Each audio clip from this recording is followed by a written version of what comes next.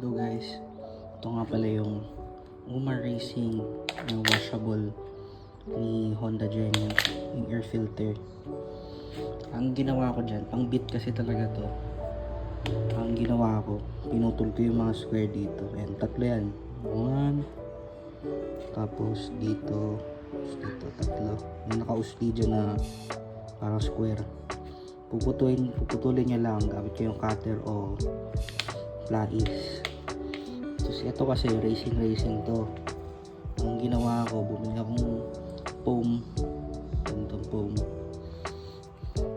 Para extra protection. Hindi agad dudumi yung loob ng makina. Ayan, gagawin mo lang dyan. Lagay mo lang yan. Patong mo lang. Binili ko kasi yan naka square, tapos ako na gumupit.